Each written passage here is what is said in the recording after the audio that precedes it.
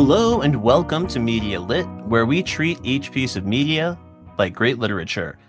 I'm your host, Randy Elaine, and joining me, as always, is the one and only Kris Ingersoll, rocking his what was once a fall beard and is now a holiday beard, and just looking spiffy and energetic and ready to go. Kris, how are you tonight? So good, Randy. We're getting together on the other side of Thanksgiving. I cooked a turkey. We ate a turkey. It all went off without a hitch. And you're right. I'm working towards my best Saint Nick for the holiday season. So thank you for noticing. That does tell me it's been way too long since we last podded together, though. So how are you, pal? Oh, I'm doing great. I think the merry vibes hit me because next week we have our Muppet Christmas Carol episode coming up, and you're really giving me Ghost of Christmas Present right now in the So best kind. possible way. So kind. So I can't think of a better way to raise my spirits on a Sunday night at the end of a long weekend. Except there might possibly be one way that we could make this even better. And that is we are inviting an incredibly special guest, and that is Jo Garfein, the executive director of Cancer Gets Lost, and also a producer on the Getting Lost documentary, which is set to make its digital premiere on Saturday, December 7th. Tickets are currently still available as this pod drops today. So we're excited to talk to Jo about all of her work with Cancer Gets Lost and all of her work on the documentary. But most importantly, I think our goal here today is to get all of you into that digital premiere to join this incredible Lost family that Jo has built for us. Jo, how are you doing tonight? Excellent. I'm also enjoying a post-turkey high, if you will. Although, truth be told, there were five of us. We didn't go for the whole turkey. We bought two bagged turkey breasts that already had gravy in them, and we put them in the oven, and it took a lot less time and a lot less effort. To be frank, it was delicious. Amazing. My grandmother put me onto this year. I'm going to have to keep it in mind. Yes, a lot easier for cleanup. So until a few weeks ago, Jo Garfein was just a celebrity for Kris and I. She appeared on one of our favorite podcasts, The Storm, where I learned for the first time about Cancer Gets Lost, and I really started to see what a lasting impact this community has had on everyone. And when I made it to Marblehead, Massachusetts to see an in-person showing of the upcoming Getting Lost documentary, there was Jo Garfein to greet me and every single guest in the theater. And I was just immediately struck by how instantly welcomed into this community I felt. I thought I was purchasing a ticket just to kind of show up and be a bystander while something special happened. And just within a couple minutes, I was in it and I was in the fandom. Not only did Jo make me feel welcome, but I watched her greet, I think, every single person in the theater with that same level of warmth. And some of the people that she was greeting are people she had been developing relationships with online for years and meeting for the first time. And to see that community in action really helped this whole documentary hit even harder for me. So, Jo, what is it that makes this Lost fandom so unique and so special? First of all, I very much appreciate the kind words. And a lot of people know me online and have known me online for 20 years. I think when people meet me, they're like, oh, you're exactly the same. Yes, I am. It's just a great joy to attend events with fellow Lost fans. Even if it's not a Lost specific event, there's going to be a Lostie there. I go to San Diego Comic-Con every year, and there's always Losties there. And anytime I see a Dharma shirt out in the wild, I'm sure you have the same reaction, like, hey, cool shirt. And then I show them my Dharma tattoos. It's like a bonding experience anywhere you go in the world. But the global vast Lost community, which started online, and then a lot of us have met in person, to a person, and I'm speaking generically, but in my personal experience, and I've had a lot of it with people from a wide variety of paths of life, they are smart, they're kind, they're curious, they're creative, and they're fun. And if they have things to say that might come across as negative, they're constructive about it. And we're talking about fans that have been there since day one and fans that just discovered on streaming channels or dug out their parents' Blu-ray box. It's really fun to meet people like, I was just born when Lost started. I'm like, okay, I am a grandma compared to you. But it's really, I get probably once a week, a DM or an email. Either someone found my old Lost blog and has a question, which is hilarious, about a theory. And I'm like, keep watching. I'm not actually going to tell you.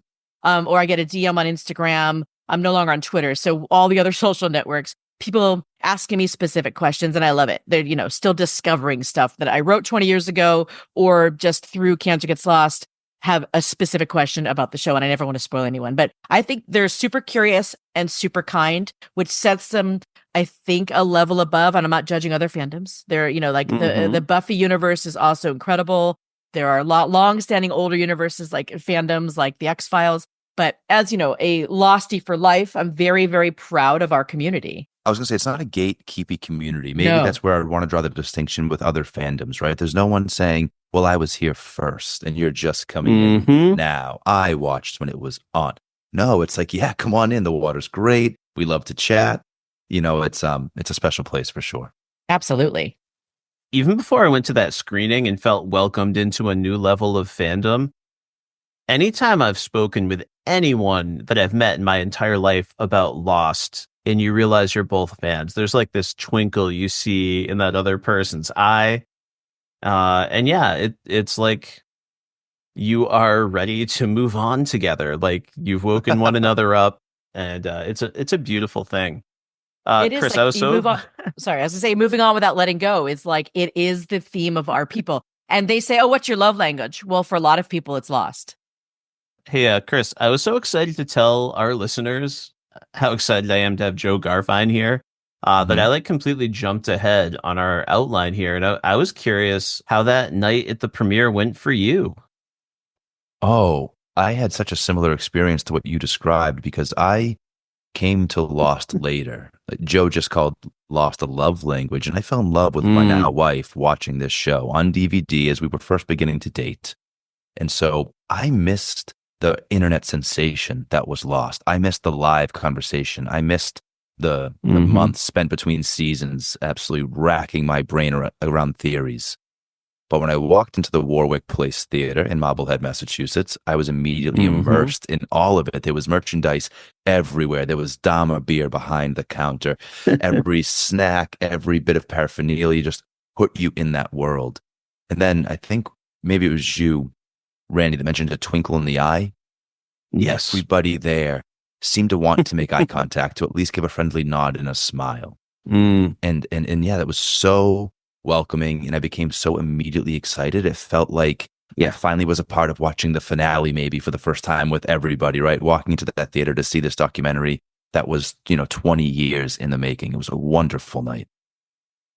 Absolutely. And I'm glad you guys got to the screenings. For those who are listening, we had very limited screenings of the documentary before its digital release to theaters that were interested. So we had fans reach out locally to ask, hey, are you interested? And surprisingly, a lot of people said no. Of course, they may not have capacity, but there were no screenings in New York at all. And so I was delighted that my friend Christina, who's a huge Lost fan, works adjacent to the theater in Marblehead, Massachusetts, which is a little bit away from Boston. But I knew we needed a New England premiere, and because I live here near Boston, they made it happen. And it was just it was a unique experience. And I'm glad you two got to experience it, because so few people got to experience this documentary in a theater with 100% of people in attendance completely on board with the show. Yes. Yeah, no finale haters in the house. No, and there are people who maybe I've had experiences at screenings, though, who are like, I didn't like it at first, but then I rewatched it, or I read a blog about it, or, 10 years passed. I rewatched it and then I understood it. Yeah, you know how else you could feel it that night? There was a live auction for a Lost Blu-ray box set signed by Damon Lindelof. And I fell out of the running quite quickly. However, there was simply pure joy, happiness, and excitement for everyone who continued to bid. And then at the end of the day, we all knew that all of that money is going straight to Cancer Gets Lost. It's going to help people. And how could we not all feel supportive and happy about that? Yes, it was delightful. So I hosted a live auction of one item before every screening, just to get everyone really excited. Not that they already weren't. And we also did live auctions in Los Angeles at the actual world premiere in Los Angeles on September 22nd, which is so surreal. And we raised a couple $1,000 with 2 items there. And we raised a couple $100 with the signed box set that night. And then we raised $750 for a signed poster the next screening. I mean, people are so generous. And to clarify, and we'll talk more about Cancer Gets Lost, I'm more of a middleman, so to speak. So we direct all the money to a specific cancer charity. So we acquire the items, and then we make sure that every cent raised goes directly to a cancer charity. So we're sort of like the middleman in that situation. And we'll get into it more later, but every cent of money earned from the 3 live auctions at the 3 screenings in Massachusetts went to the Lymphoma Research Foundation, which is very close to my heart because my brother is battling a rare blood cancer right now, and he's doing really well. I'm happy to report, very happy to report. But in his honor, I chose that organization right now to support. And, people always ask, which charity, how do you choose a cancer charity? And I'm jumping ahead, if you'll allow me. I think this is important. Okay. Keep cooking. Okay. I'm cooking with gas. Unlike the turkey you guys had to make. Sorry, Thanksgiving jokes abound here.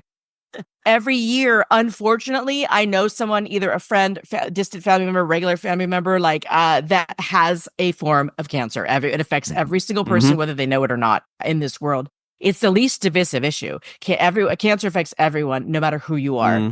And so I try and focus on organizations for a specific cancer where I know someone has that cancer, is going through treatment, but also an organization that does not get a lot of press, a lot of headlines, and a lot of funding. I vet them online and see what their funding is. And a lot of times I pick organizations where the amount of money raised in Cancer Gets Lost auctions is the only funding they get for the entire year, besides a few small contributions. So we've done so many types of cancer since we started 12 years ago. So next year I'll pick a new one.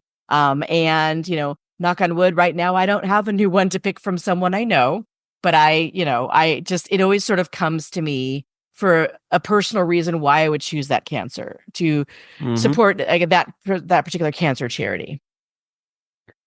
That really stood out to me when I began to get to know Cancer Gets Lost, that focus on the smaller charities that don't get the big press, that don't get the big funding, places where you can really have an impact.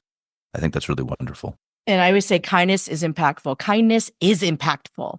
And it started with the Lost fans, the OGs. Our first auction was just Lost items. And then I think we had some Fringe, all the Bad Robot shows, right? And since then, with word of mouth, since all the actors, the cast, the crew have moved on to other shows, they keep CGL in mind. So at a cast wrap party, they might get a crew jacket, a t-shirt, a water bottle, a blanket. And a lot of times they throw them in a closet or throw them away or garage sell them. And someone would say, hey, I know this tiny organization. If you give her that water bottle, it will raise $500 for cancer charity. And they're like, okay, here. So ongoing, I get packages in the mail from people I don't even know who worked with Jorge, or worked with Michael Emerson.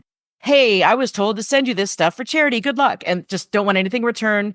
And sometimes I don't even know them. They just have my address. And so it's just wonderful everyone's paying it forward who worked on Lost, and the fans are as well. But since then, because of that, our auctions expand to, we've had up to 75 different TV shows in one auction and 35 films. I mean, people have pop culture items. They go to conventions, they send me a DM. Hey, I'm in line for Joshua Jackson. Do you want a signed photo? And I'll be like, yes. And sometimes I will say no if it's maybe something that I know won't sell well, right? If it's a show that no one's watched, if it's from a film that didn't do well and doesn't have a cult following. I mean, luckily I'm on the pulse of pop culture just so I know what's going to sell well. Yes. And so and I know I'm jumping ahead to your outline as well, but you had asked how people can contribute if they don't necessarily have the funds to buy things in the auction, because items obviously get high bids. I try and always price items like $5 trading cards that might have a signature from a cast member who is a guest star. I start those at $5. I have signed scripts that go for thousands, but I like to make sure everyone has a chance to bid. You could always make a donation in any amount to any of the organizations we're supporting at any time, and send us an email and it'll be added to our overall contribution. But I always say the biggest help people give me, which is absolutely free, is spreading the word on social media. It is the reason we exist. And CGL recently did leave Twitter, and we are trying to expand. We have Threads and we have Blue Sky. We left Facebook, 5-10 years ago. So we do lose a lot by leaving Twitter, but we just couldn't, it wasn't sustainable. And to be honest, it doesn't matter that we are literally fundraising for cancer charities. the hate and the trolls found us, and it was time to terrible. depart. It was time to depart. It wasn't a safe space anymore, even to fundraise. So we are going elsewhere, and I'm going to be doing a newsletter more often so that people can stay informed. People who, maybe aren't on Twitter or aren't as online anymore. And so I'd say putting a link on your Facebook page to an auction, telling your friends and family, oh, you mentioned Lost. Oh, wait, you should see this. Or you like the Avengers. Wait, there's a signed pop in this charity auction, and every cent goes to charity. That kind of thing. It's really word of mouth. And you hope in that way it becomes this perpetual motion machine, right? Where it's a pay it forward type of enterprise, as you just described. And the more different nerd communities you make your way into, the more that can perpetuate. And that's really exciting to consider. It is a gift to be able to do this because I never have to ask for any items. I mean, they are just all donated by fans, casts, and crew around the world. I mean, I contribute little, every year I find something I want to contribute. Little things, like I have a lot in my own collection that I rotate out. I'll have a poster and go, you know what? I'm not getting as much joy from that anymore. And I'll put it in and it makes $1,000 for charity. So, I'm a massive collector and pop culture nerd like you guys. So I love the idea of collectibles, and people say, well, why would I want a signed pop? And I'll say, well, you could put that pop signed by Chris Evans on your desk, and someone might say, oh, that's really cool. Yep. And then you have a story. Well, I paid $500 for this pop, and guess what? It all went to, the Colorectal Cancer Alliance because my uncle had colorectal cancer. There is a reason for everything, and there's a story behind every pop culture item. So everybody wins. Yeah. And listen, if for some reason supporting a really great nonprofit like this doesn't do it for you, you can still spread the word. Listen, I've been trying out the new social media places, and some of the warmest new social media friends I have are folks in this Lost community. Even some of the folks that you're going to see in this documentary are now people that I find myself interacting with online in really warm and enriching ways. So there's a whole community out there for you to find as you are putting some good into the world. I know we're going to revisit this later, Jo, but while we're at it, when is the next big auction date? I am working on that right now. But, we do one major auction a year and then a few small ones here and there. I'm looking right now at end of March, early April. So what I like to do is time it when I do a spring auction, time it so that it ends and you have time to pay after your tax refund comes in, because I know April's tough for a lot of people. So I'll probably do it the first week of April, give everyone till after tax day to pay, and then they get their stuff by May in the mail. That's usually how it works. And honestly, selfishly, I plan auctions around my personal travel and my personal family trips, right? So for me, spring works. So right now, I'm going to say probably the first week of April. Happy Easter, everybody. Yeah, when as that gets pinned down, we'll certainly be promoting that on our socials as well.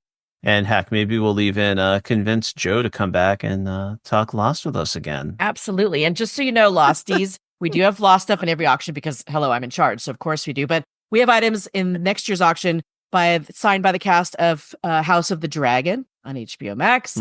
We have items signed by Pedro Pascal from The Last of Us. Never heard of him. Never heard of him. We have Catherine Hahn from Agatha All Along. So we have... Come on. Yes. Whoa. And Jeff Pinkner is a really good friend of mine. He was a producer on Fringe. He's now the producer on From, the Harold Perrineau Show, which you all should be watching. It's incredible. And he donated a ton of stuff from Fringe. The great Michael Emerson, he's the gift that keeps on giving. He just donated signed items from Evil and from Person of Interest. And he just, every show he does, he always writes me this email and he talks like you would, like you think he would. And he's always wearing a suit. I mean, it's unbelievable. Dear Jo, I found these chair backs from these shows, and if I signed them, would you be interested in them?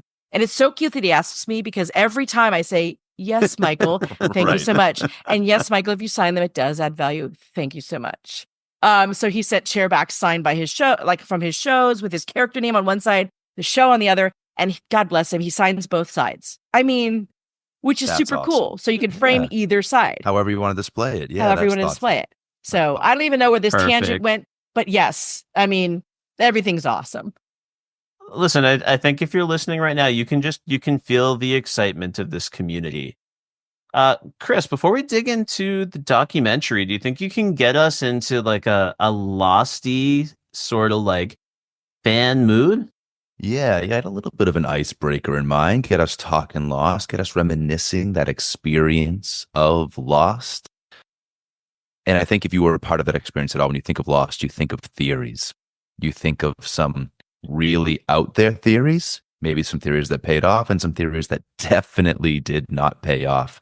And so having the OG fan community member, Jo, with us tonight, I need to know, Jo, of all the many theories you've encountered, which one just really never came to fruition that meant the most to you? My favorite theory that I had, even though Jorge says I'm wrong, is it was never not proven. It just wasn't shown if it's true, which is that we saw Faraday go back to the 70s, right? To Dharma, to the island. My theory is he's the one who programmed the looking glass. He knew Charlie. He knew Charlie was a musician.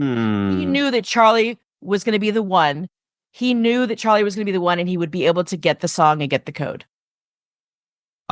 Absolutely, that's my headcanon. Right? Yeah. Yes. Same Yes. here. It makes sense logistically.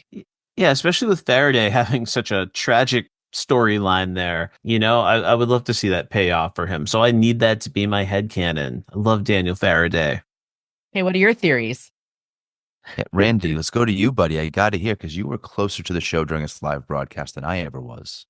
Yeah, so I have told this story on the podcast before, but I don't think Jo has heard it. So I just wanted to say I didn't get into Lost. I think it was season 4 I caught up somewhere in the midst of season 4.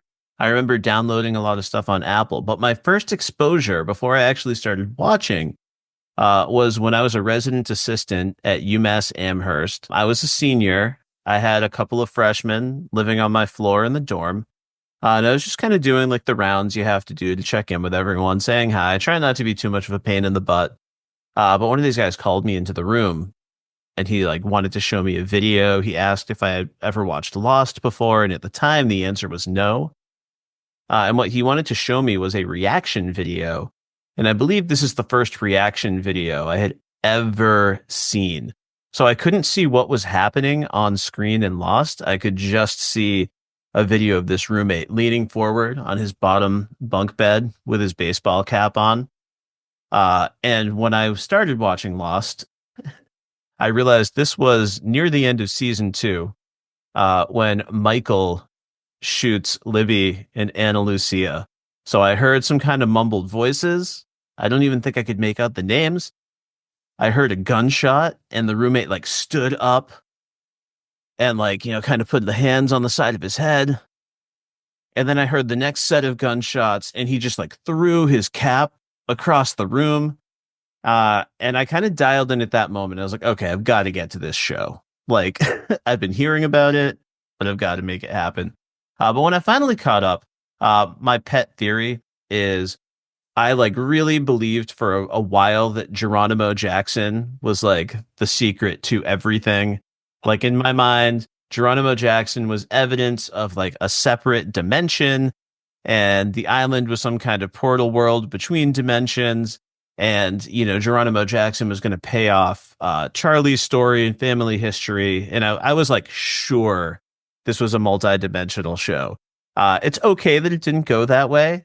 But yeah, that was one I was very convinced of for quite a while. That's funny. Because we know the show, of course, wasn't created whole cloth, right? Seasons 1 to finale, that they did have to write like television and react along the way. I like to believe that there's a universe out there for every theory. There's a version of the show, Randy, where that was absolutely where they were going with it. Sure. And they fully intended to justify, you know, Charlie's whole musician arc that way. Sure. You know, it's a multiverse. I think for me, I also came really late, but that didn't stop me from theorizing as I watched, right? I told you I fell in love with my now wife watching this. And so we did a ton of chatting through it as we were going along. And I helped myself to Lostpedia, but restricted myself from ever looking ahead or exposing myself to spoilers. So I was constantly thinking and desperate to understand. I loved the big questions that the show was asking. And so, like you, Jo, my theory wasn't so much one that I think was ever disproven, but never was really specifically stated in the show. I was hung up on the smoke monster. I loved the idea of it not not necessarily as a security system, but as some form of judge. It's somehow participating in this fated exercise, and it's assessing character. And whenever Echo, who seemed to be in a good place in his arc, was deemed killable by the smoke monster, my mind was on fire. So when it came, yes, fast forward way later, I firmly believe that Allison Janney's mother, as protector of the island, embodied both. That in her role as protector, she had access to that smoke monster power. Not just to control it, but she herself was the smoke monster. I think that power was divided between Jacob and the man in black, right? I remember her reacting to the idea that there were twins being born on the island. And she's in that moment with Claudia, and she realizes there's a second child, and something clicks for her. And so I've always really been hung up on the idea that how else did she destroy the human encampment that the man in black had found his way to? Right? She goes in there as not an old woman, but not a young, sprightly, ferocious woman by any means, and she decimates that camp somehow. And I've always believed that she could go smoke. Well, that would make me like Across the Sea a lot more if that were true. I hope it is. As I said, multiverses. I think there's a version of the show where that was certainly what they were doing. I love that. I think I had that one too, Kris. I can't remember if that originated with me or if that was something I pulled from a Doc Jensen review or what, but that idea is with me in one form or another. Yeah, I think because of the encampment, that human encampment piece, I think folks were guessing at that. Well, that was a blasty blast. I'm glad we're warmed up. I could almost do theories all night, I think. We could just keep going back and forth. But we don't have time for that because we're here to talk more about Jo. We're here to talk more about this documentary and more about the charity because you, Jo, are a trinity of human.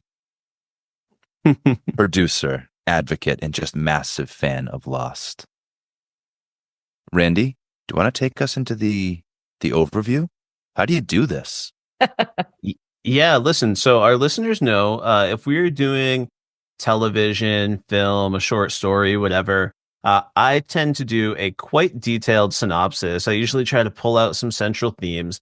But tonight we're doing something a little bit different because we want to promote the Getting Lost documentary, get you hyped to go see it without spoiling all the fun stuff that you can get live for yourself, and then even participate in a live Q&A afterwards. I believe I saw an announcement that Hurley himself will be part of this Q&A.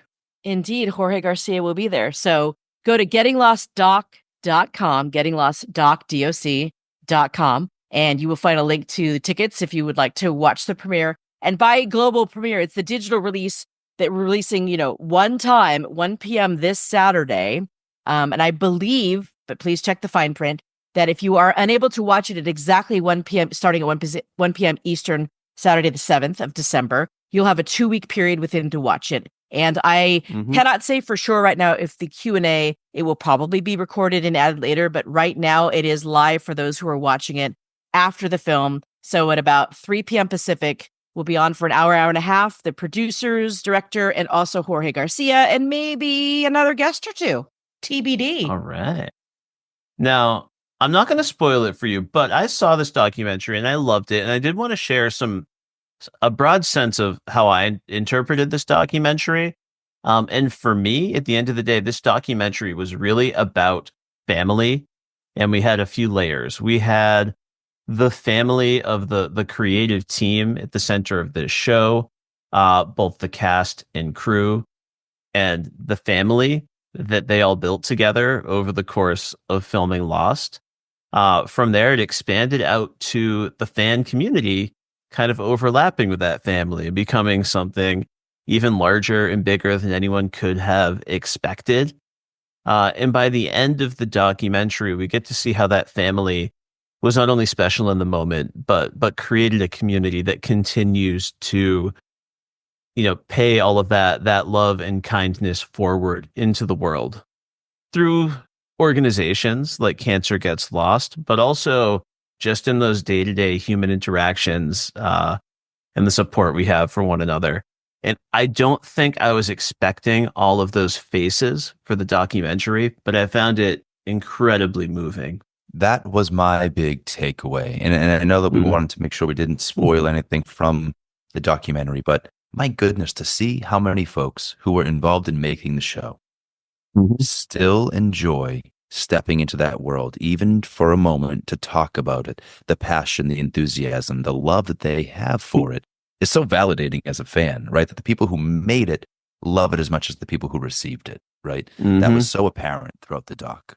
I was to say, for most of the cast, it was their big break. I mean, you had Don Monahan was in Lord of the Rings. Okay, so that wasn't his big break. Matthew Fox had Party of Five, wasn't, but look at Evangeline Lilly. It's her first job.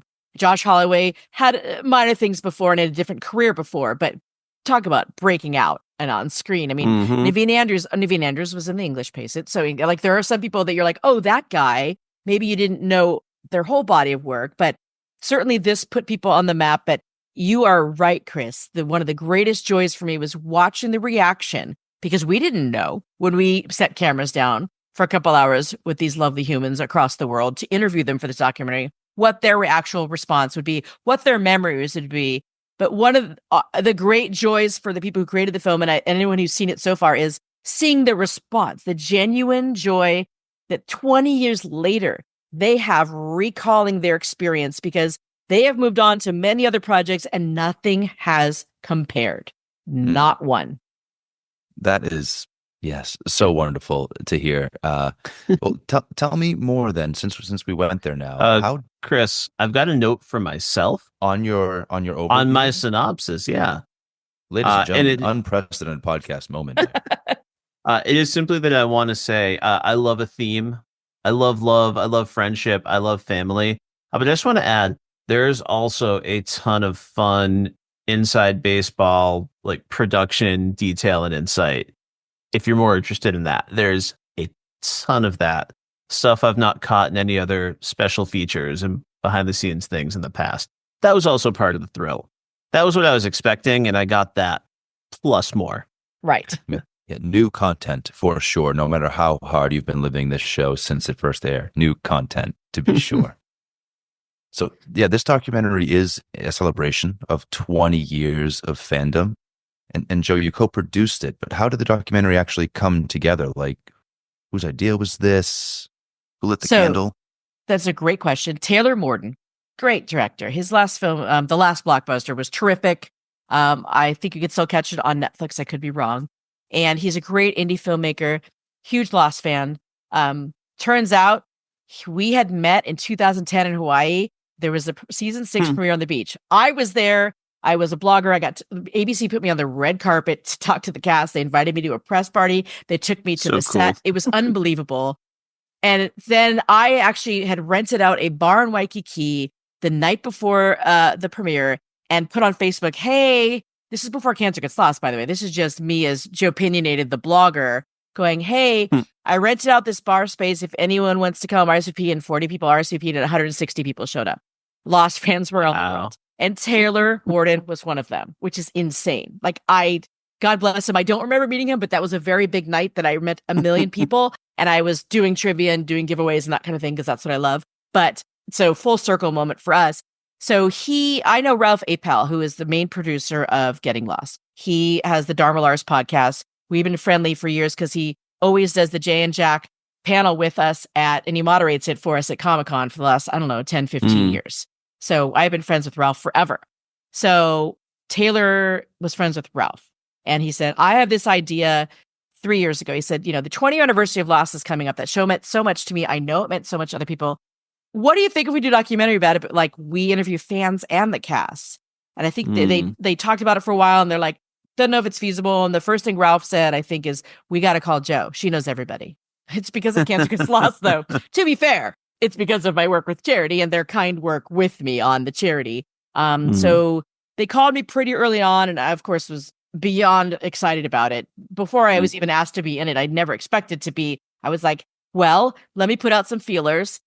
Got an immediate response, and I was like, well, here you go. And I mean, they already had some of their own feelers out too, but luckily for me, I don't have to always go through management or agents. I have personal relationships that I can literally text or email, and I don't have to go through the rigmarole of red tape or corporate, which is kind of lovely. It's mostly because of charity work, but Mm-hmm. for some of them, I had to refer them, their people to them. But that's sort of how they already had the ball rolling. I added a little bit to the ball rolling, and then it just started like Indiana Jones ball, just was just going quickly. And it was just every single person was so excited to be involved.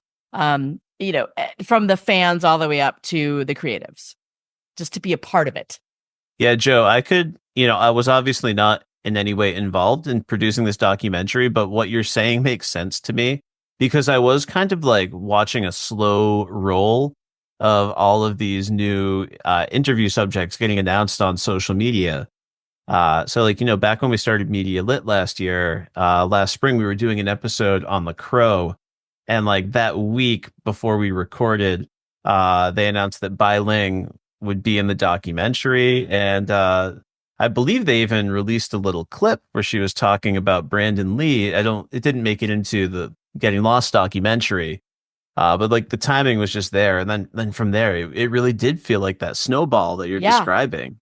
Yeah. And I have to tell you, Bai Ling came to the world premiere in Los Angeles, and she's exactly how she is online. She is an incredible personality.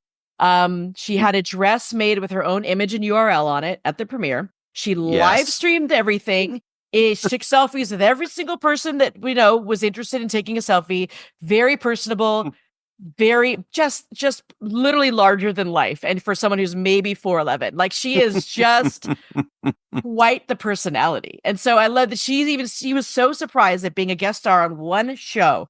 She's done a million films, right? She's known for so many things. This is what she gets stopped for more than anything. And she was so delighted to be at the premiere and that everyone knew who she was. It was amazing. Fantastic. That warms my heart.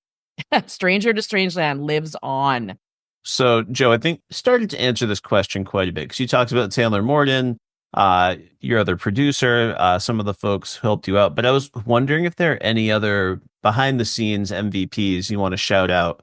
Emily Morden happens to be married to director Taylor, producer extraordinaire. She does so much behind the scenes, from really organizing the hell out of the premieres in Los Angeles to just organizing everything with Taylor and just being outreach between all the producers and really our main point of communication. So I would say, Emily Morden, shout out to you. You are the glue to our team. And to be fair, my involvement was like Ralph and Taylor and Emily did so much more of the work because they actually went to do the interviews. My job was really just putting people in touch with people and communicating to them. And if I could tell the quick story, I don't know if I told this at our screening in Massachusetts, but they were not getting through to Evangeline Lilly.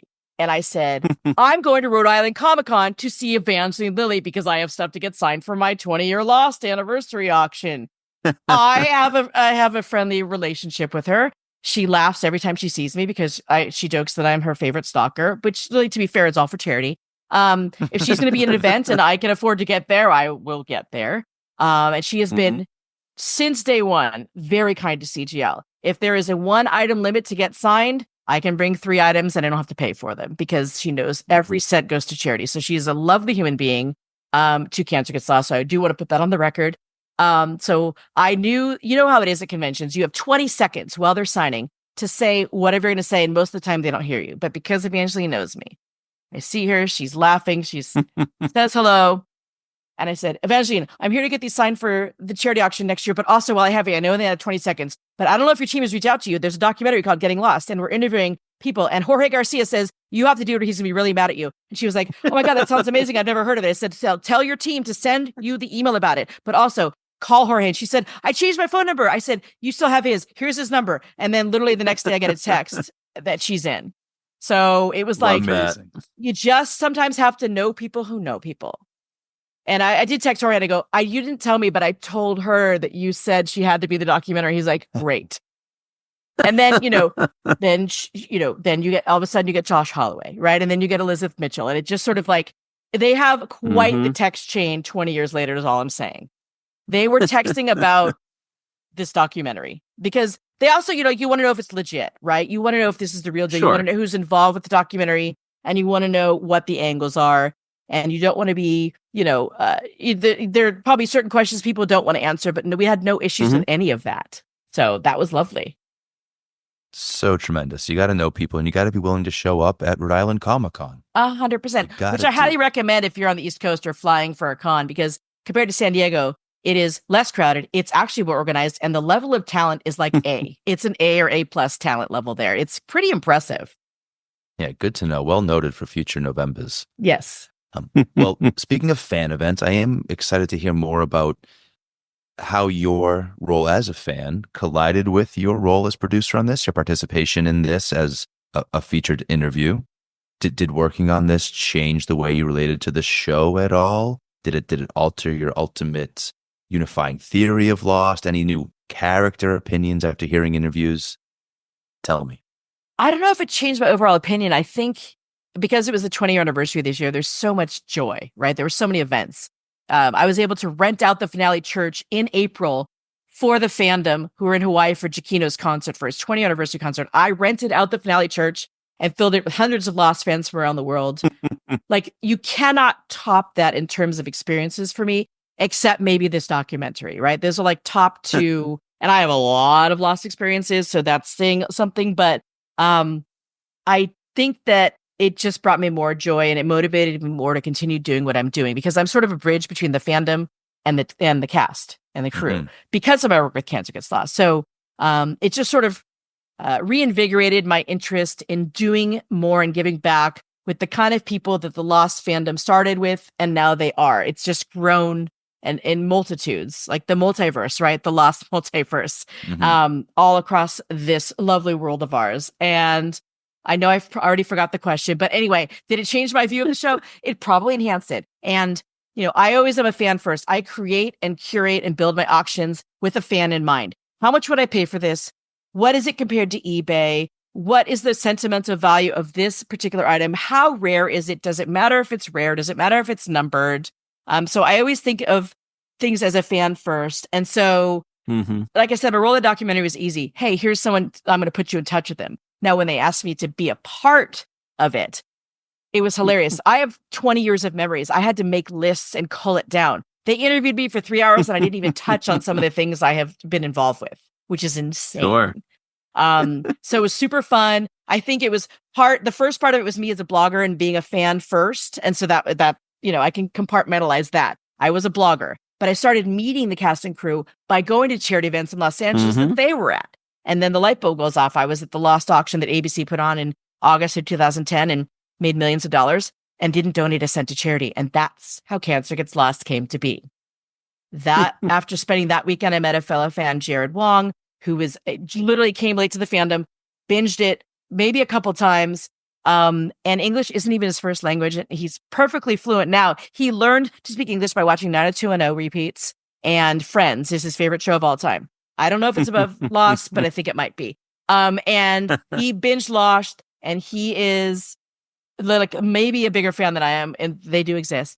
And like down to knowing the episode numbers and order and things that the minutia of which I don't remember anymore, to be honest. But he was like, you have a great social media following, you know, and at the time I had a friend with who was not even 30 who had brain cancer, and I needed to do something with her. And he's like, we should do something. We should do something with this fandom. And we kind of brainstormed the Cancer Gets Lost because, you know, and so I wrote about it on my blog, and the whole thing started when Jorge Garcia reached out. He had read on the blog that I had a friend with cancer and I wanted to do a little auction maybe on eBay to raise money for the Brain Tumor Foundation for her.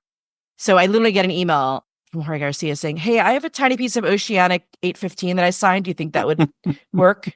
I'm like, yes, thank you so much. I mean, that, and then my brain went, oh, maybe people have other things that they would want to kindly contribute, not thinking anything would happen of it. It took 2 years for us to get everything together and do our first auction and do all the logistics of it. But boy, did it take off, and people were so receptive to it. And it has just been a blessing and a gift and a roller coaster ever since. But it all started with literally someone from the cast kindly reaching out, right? I mean, this is it literally, once you have that door ajar, it's kicked open. When you have genuine kindness, but also genuine passion about something. And I obviously have it in droves. And I think it comes across more when I meet you in person or on a podcast. And every single person I work with, it's not just the Lost cast and crew, it's cast and crews from films and shows all around. You really have to know that someone's genuine and legitimate. And, we're very transparent that every single cent goes to charity. I don't earn a salary. I never have. We don't keep a cent. Every single cent is directed and funneled to a certain charity. And that is just, it's the biggest gift of my life to be able to do that. And I don't know if I went completely off tangent of your documentary questions, but we could go back. We have to go back. Oh, no, all tangents welcome again, multiverse. I just love the innocence of Jorge asking that question, like that innocent curiosity. Would this be worth anything? This piece of the plane that I have signed, and the fans' minds are exploding at the idea of it. And he's like, would this be? And that was just the beginning. Yeah. I mean, I'm looking at a piece of Oceanic in my office right now, but that's a whole nother story. Yeah. Very cool. Well, like, one thing I love listening to you, Joe, is to hear about Jorge Garcia, just really living Hurley in real life, whether it's the earnestness of offering this merch or whether it's being the glue that, helps bring in someone like Evangeline Lilly to come and sit for this documentary. Like, those are Hurley vibes, Yes. So we see a connection there. I was wondering if seeing some of what people brought to this documentary has changed your feelings about any characters. For instance, a character like Shannon, I think even the creative people behind the show would acknowledge that they did not treat the Shannon character very well, or maybe give her the amount of respect and opportunity that she deserved. And I felt one way about that on my first watch through. But then I see something like the Getting Lost documentary and hear Maggie Grace give this really thoughtful, reflective interview. Have you found anything like that influencing your view of the characters? Yeah, I mean, Maggie Grace is the first that comes to mind, and we won't spoil it, but she has some real zingers. She's got some really thoughtful, but then some real zingers about her character. And yeah, Shannon is much maligned. That is Jared's favorite character of all time. He is a Shannon stan, as the kids say. Sorry, I'm Team Juliet, so that's different. I totally forgot the question. Oh, my opinion. Okay, yes. I would say two. One is Emily de Ravin. I always liked Claire, but Emily is so, and you guys will see this, she has such joy talking about her time on Lost. And it was a hard storyline, and she had to have a fake belly and then a kid the whole time, right? And then she went crazy. Like, that is not an easy trajectory for an actor.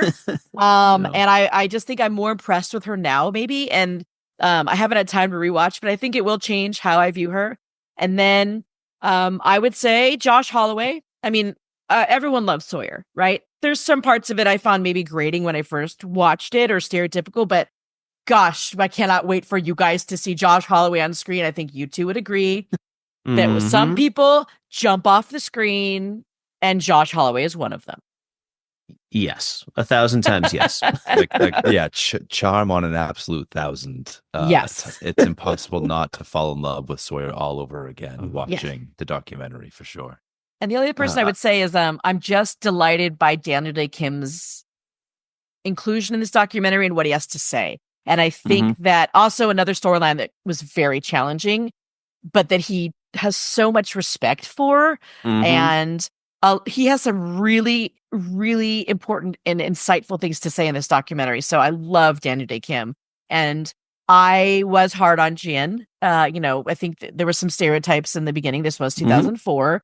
But he addresses them in a way that will make me watch it differently next time. Absolutely.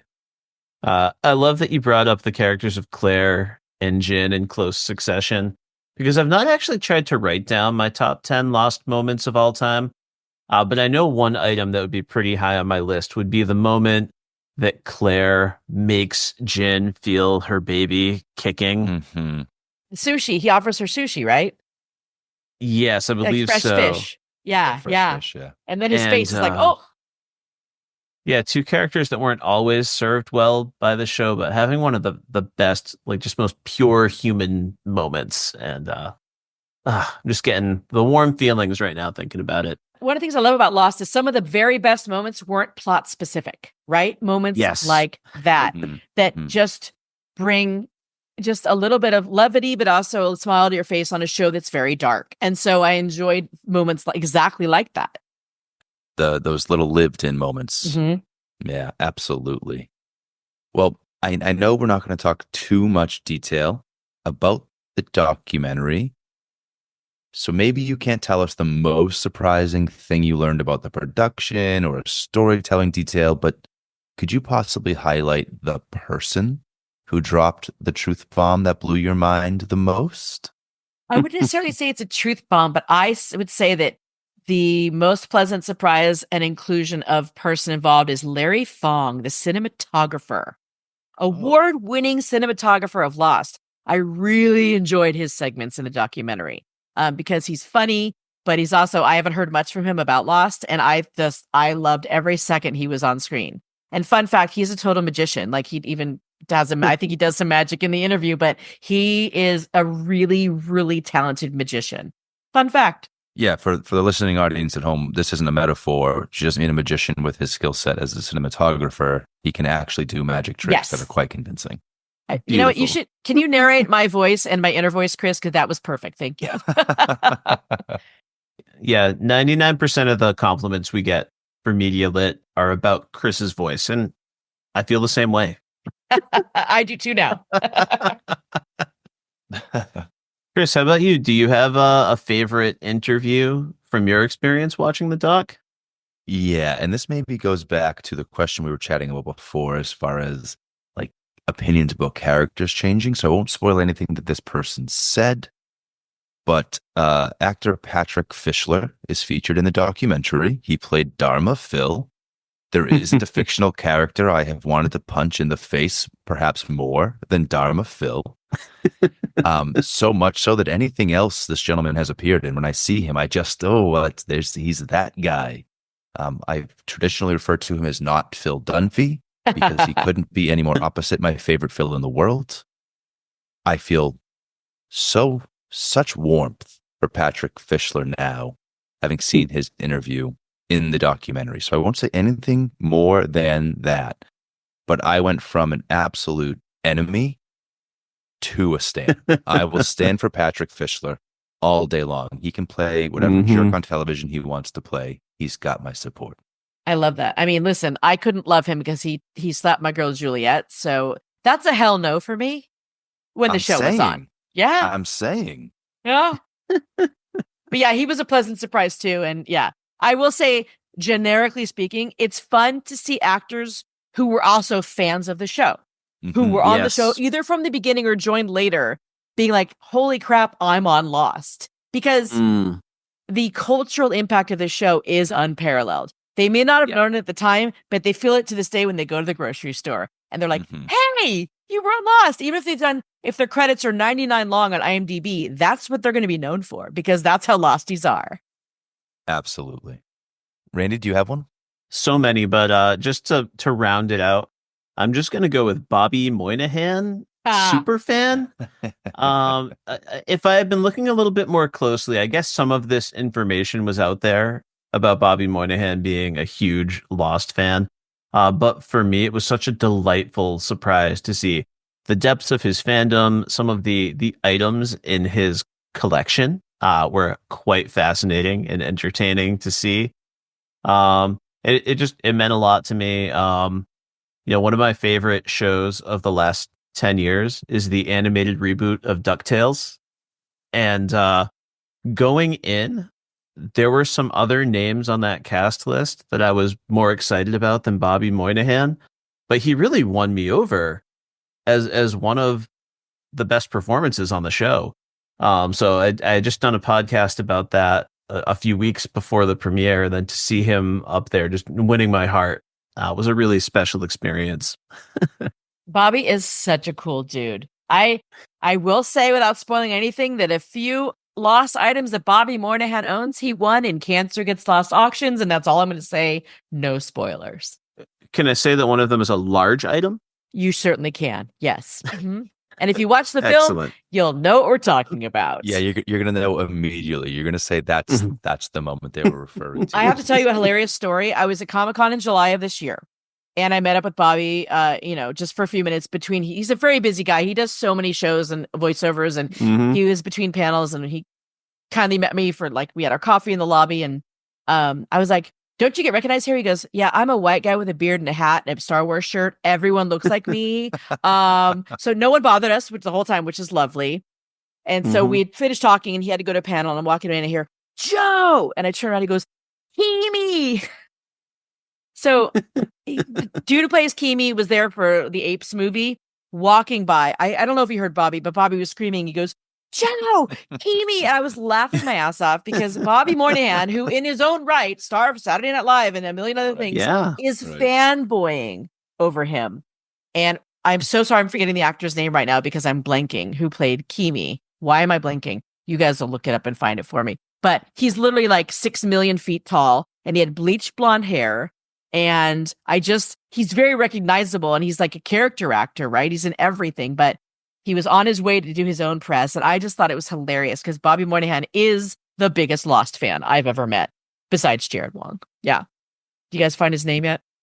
Yes, this is one Kevin Durand. Thank you. Gosh, you'd think I'd know. I've never met the guy. And someone donated his death costume to CGL last year, and it was in the auction. It's amazing. Perfect. Yeah. I think that's what makes, though, the story from Bobby that much more charming is because, like any fan, we just know him by the character name. Exactly. The fact that he screamed in a hotel lobby full of people at Comic-Con, "Kimi!" I thought that was the highlight of my Comic-Con, frankly. As if the character were walking through the room. Yeah. We're going to get an email from our buddy, Dr. John Aspler. Okay. From Montreal. Okay. Because he is a Lost super fan, and I know he's got some Kimi thoughts. I'm pretty sure there's a French-Canadian connection going on there. I apologize. So John, please email us. And John, I apologize for not remembering Kevin's name. But to be fair, my brain is full of a million people's names. And also, days later, tryptophan turkey. I'm going to take that as my excuse. Solid excuse. I almost called him Tree because I know him from Mystery Alaska first, and so I was like, well, it's definitely not. Yes. Wait, the hockey movie? Yes. He was a fan? I totally don't remember that he was in that, but now that you said that, I do. Wow. That was a while ago.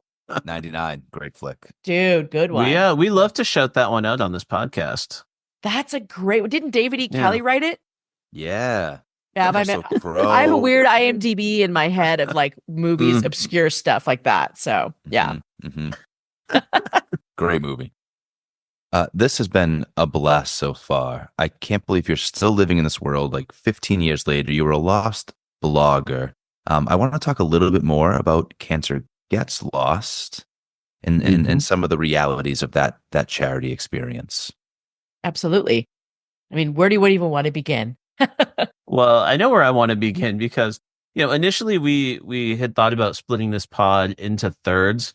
But your work with Cancer Gets Lost is so central to your involvement in the production on this documentary and just really who you are as a person and a professional, that we couldn't really get too deep into everything else without covering a lot of this ground. So I just kind of wanted to get to some fun stuff.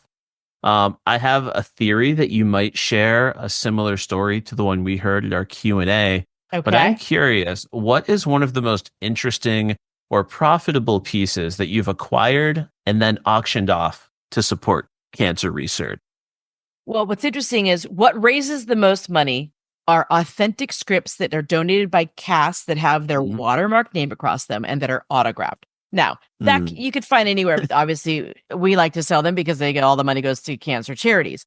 But the most interesting and Lost related is that in 2010, when ABC had their auction, someone bought a giant actual piece of the Oceanic 815 airplane wing. And then, so I have an eBay alert set up for official Lost auction items to see if anything ever comes up that maybe I could afford to put in a CGL auction in the future. Most of it's laughable and a price point that is not in my range. So, flashback, I think it was 10 years ago. I get this ping. This guy is selling a giant official Oceanic airplane wing with the COA for $250. Okay. I looked up the catalog. I think it sold for $10,000 in 2010. Wow. And it said something like, "My wife will divorce me if I don't get this piece of metal out of our backyard." And to which I was like, oh God, it's in weather. It's not even being preserved in a garage. It's in someone's backyard. What condition? So we were in touch, got photos. It's perfectly intact. It's LA, so there's a drought all the time. Not much rain, not much weather. It's literally sitting against the back fence. So called my friend. He has a truck. He went there. He's like, nope, need like basically a flatbed U-Haul situation. Long story short, he had a friend who worked in metalwork. And I asked them to cut it into 10 exact pieces. And they did. And Jared and I, co-founder of Cancer Goes Lost, each took a piece for ourselves. And then we had 8 other pieces, and we put that in a lost charity auction. We raised $6,500 from 8 pieces of a $250 wing. Whoa, And that nice. all of it went to a cancer charity. I mean, that's so cool. And then people, like I said, Lost fans are resourceful. 6 fans got together on one piece, had it further cut into 6 small pieces, and then they all have it custom framed at their houses. Of course, yes. It's so cool. Like, who would have thought to do that? That's so smart. And then they'll each put in their amount of money, had it done. I mean, now they have a piece of history. And now when I watch any like behind the scenes things or any kind of footage, I'm like, I bet that's my wing. I bet that's there. I bet that's the one. So I think I told you guys this at the screening. The craziest, creepiest coincidence, not fate situation is, this wing was sheared off. It was whole. On the inside of the wing, they have a production stamp of the day that the piece of airplane wing was manufactured. The airplane date inside of the wing that they use on Lost is September 22nd. The exact day of Beautiful. the fake airplane crash and the show's premiere. What are the chances? And it's not fake. It is a production stamp inside the date of the manufacture of that wing. That is insane to me. And I am so delighted that I have this piece of wing because what are the chances of that? It's coincidence, but it's like spine tingling goosebump coincidence. Yes, it is. Daniel Faraday goes back to the 70s and builds the station and programs it with music for Charlie. That's what it is. 108%. It truly is a magical world that we live in. So that's some noteworthy merch from the past. But I'm also a little bit curious about this upcoming auction in the spring. Yeah. I'm hoping I can get involved for the first time with actually maybe purchasing something from the auction. I'm feeling really hyped about this. Nice. Now, obviously, if there's some Lost merch in there, it's going to catch my attention. But I'm Yes. fans of all sorts of pop culture and media. I've seen you throw a few teases online, and I was hoping you could maybe tease a few things for us, but I do have a lead in. I've got a little surprise visual aid for you. Bring it on. Because I'm thinking about the fandoms out there. We talked Yeah. about how special the Lost fandom is, and sometimes Yes. fandoms can get toxic, but there are certain fandoms that seem to be almost entirely positive. Yes. And there is one fandom that's become very important in my life that I think might make an appearance in your auction. I'm going to throw a visual up on the screen. Ooh. And Kris, do you think you can use that beautiful voice of yours to bring it to life, as you often do? I'll do what I can, bud. All right. So this is a special gift that I commissioned for my wife last year for her birthday. Okay. It's tied to a fandom that she loves. Okay. And these are some custom cookies from a friend of mine who's a very talented artist. So here we go.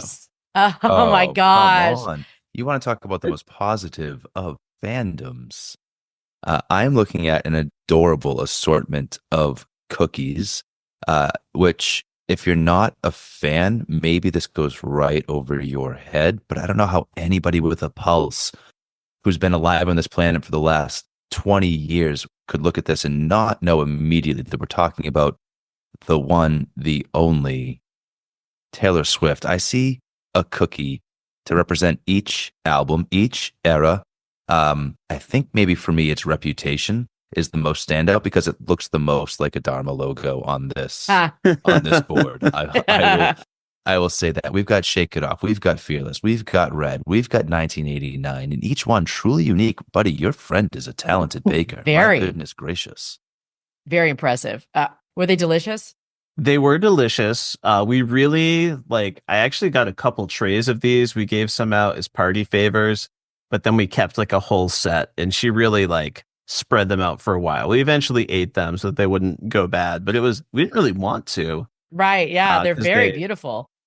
They looked incredible. Yeah, this is basically here so that I can brag about the best present idea that I ever pulled off. You crushed it, buddy. My daughter often asks me to take a picture of things that she knows can't stay in this world. Either we won't be acquiring it, or it's something that is, fleeting. I just took a picture of this picture because I know she would see these and say, "Please take a picture before we eat them." Aw. These are amazing. For sure. I'll have Kris throw this on the Media Lit Instagram in case anyone wants to take a look.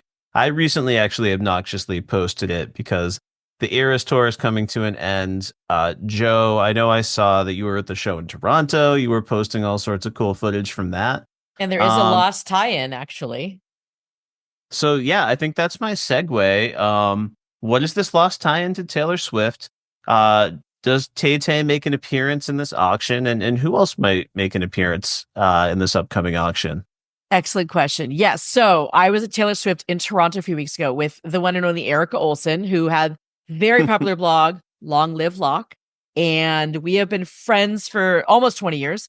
And we literally meet up around the world at various pop culture events and Lost events. And we met up for Taylor Swift. She'd been several times to the Eras tour. I had not. I had a ticket to go in Chicago where she lives. And then I got COVID a couple years ago and had to cancel right at the beginning of her Eras tour. So I was so bummed. And then I was like, wait, Boston's an hour flight from Toronto. Beep, bop, beep, bop, boop. Yes, I'm going. Mm-hmm.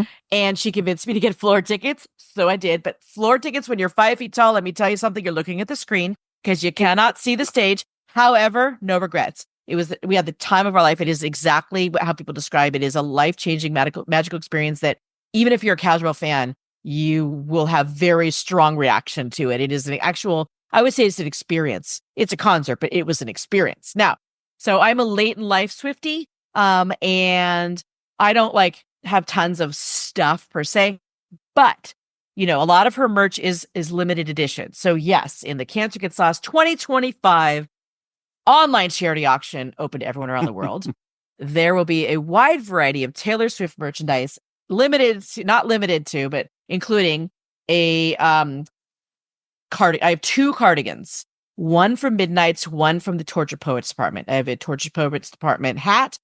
I have a signed Midnight CD. I have the vinyl that already sold out from Target that was the post-Thanksgiving Black Friday 2 days ago.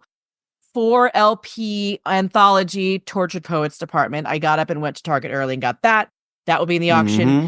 A friend of mine gave me a VIP box that she got at the Portugal Eras tour. Oh, wow. And that includes things you can only get when you get the VIP package, including laminated ticket, laminated lanyard, the tote bag, the t-shirt. So I have a variety. I have the Down Bad t-shirt. So all the stuff that was released limited edition, I tried to acquire what I could, but you have to jump on it with Swifties. My goodness. So we have a wide variety, just a few things signed, but just things that maybe aren't commercially available anymore. And even I always say to people, sure, you can get this item on eBay, but when you buy it on eBay, 100% of the proceeds don't go to support someone who's undergoing chemotherapy right now. So, or, research for a cure for a future cancer. So I try and put it in perspective of I have people go, well, why would I buy this for you for $100? I can get on eBay for 90. Sir, I mean, you could spend $90 on eBay, and I encourage you to, if that is your choice.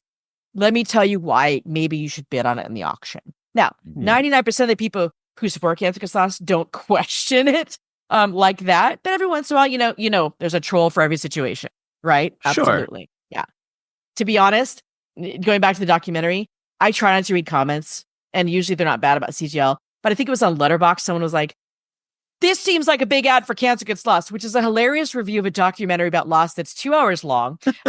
Mel has a very small part in, and of which I'm a producer on. And even if it was an ad for a nonprofit that fundraises for cancer charities, sir, get off of Letterboxd. I'm just saying. Where's bad? I'm just saying. And also, that's an interesting take. I choose kindness, but I also choose confusion. I just don't get it. This is why I don't read the comments, though. I need that t-shirt, Joe. Yeah. I choose kindness, but I also choose confusion. Yes, I choose confusion. This person on Letterboxd sounds like one of those folks who says they were dead the whole time to me. That's that energy, right? That's the they were dead the whole time energy. I'm just saying. I'm sure you're a nice person. You're probably not going to listen to this podcast, but I'm just saying that was a choice, sir. That's on the internet and it lives there. Just saying. Forever. So yes, in addition to Taylor Swift, like I mentioned before, we have things like Last of Us, House of the Dragon. A good friend of mine is executive producer of The Wheel of Time on Amazon, which has a massive following. I have a script signed by some of the cast from season 2 from Wheel of Time. Mr. Michael Emerson has donated his, I believe, his finale script for Evil, or Person of Interest. I'm sorry, I'd have to look, one of those two. Again, watermarked with his name, signed. He's got his own personal highlights and page notes for his lines of dialogue. I will have a lost script in next year's auction. I won't tell you which one yet because I need to get more autographs. It has a lot of autographs, but I always like to get more because I'm greedy for charity. That's what I say. I'm greedy for charity. And scripts sell so well. Mhm. Sometimes, so fun fact, for at least for in my experience, I can auction off entire scripts that are signed if the show is no longer on the air. If a show is on the air, I can only autograph the script cover because you cannot autograph the contents of the scripts until after the show is off the air. Things I've learned, I had an experience once where someone gave me a signed script and then the lawyer from that studio called me the next day. We hear you have a signed script. Best intentions. I said, I negotiated with them because they wanted the whole thing back. I said, the lead actresses have already signed the cover. Can I please keep the cover?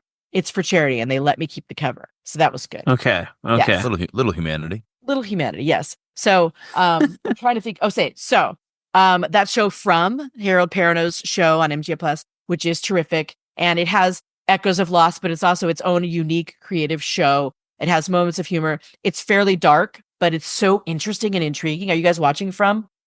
I have not started it yet. Okay. I haven't caught up yet, but the buzz has been getting so loud the last couple weeks. I know I'm going to finally jump in. Absolutely. And I mean, you can't go wrong with Harold Perrineau. No, and he has his own show. I mean, it's an amazing ensemble cast, but he's leading his own show and he certainly is doing an amazing job at it and he deserves it. He's literally one of the nicest guys. I had a chance to hang out with him and the cast of From, thanks to my friend Jeff Pinkner, who is the producer of the show, at Comic-Con.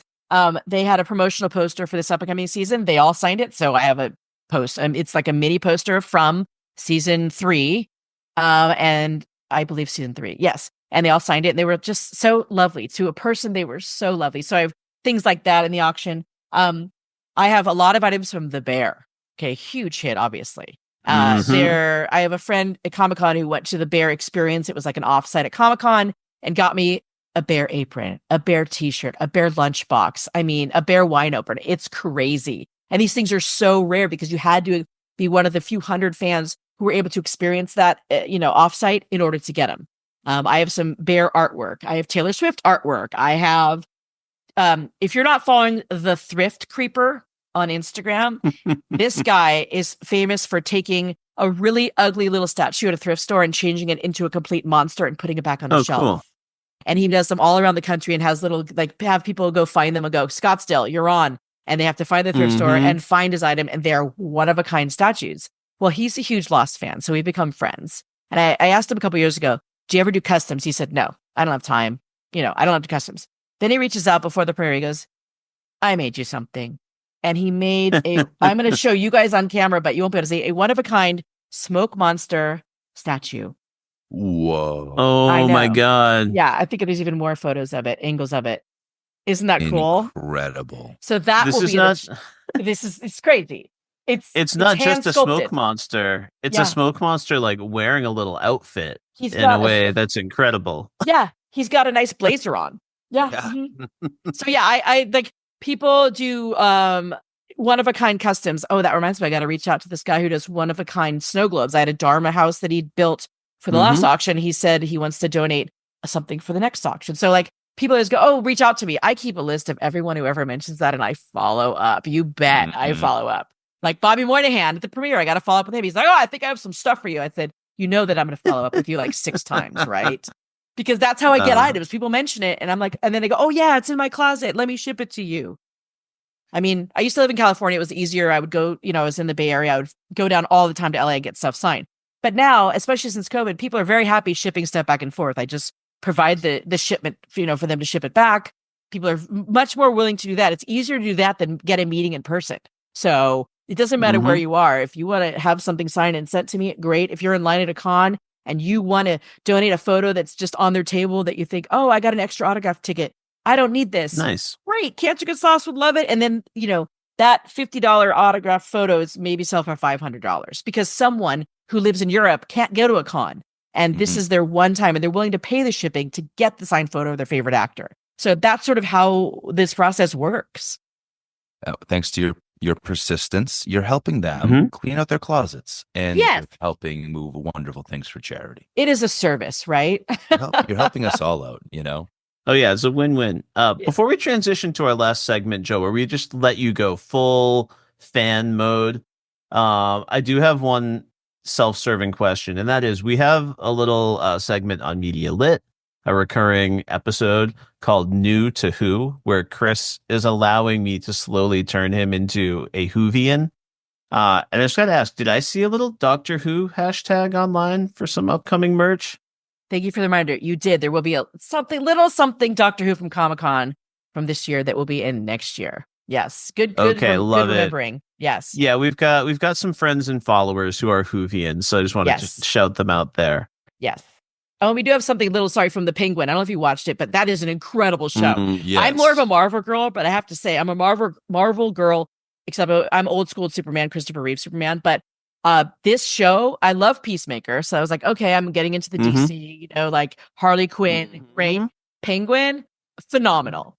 Yes. So it's tiny, but we have an exclusive Comic-Con Penguin pin, P-I-N.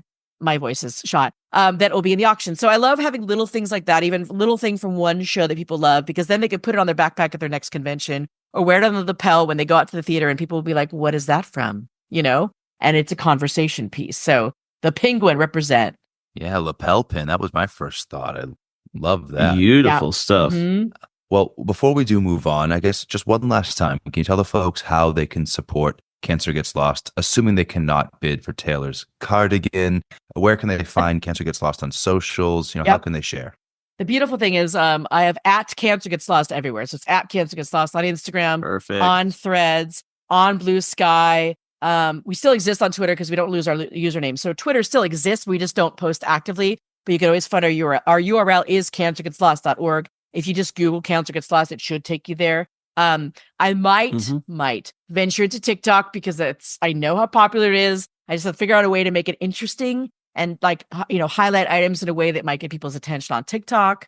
But there are different ways. I'm going to try and be more active on Discord. I need to expand our socials because we left Twitter, but basically at Cancer Gets Lost everywhere. And the best thing you can do is spread the word when our auctions happen. You won't be able to miss them because we tweet several times a day with photos.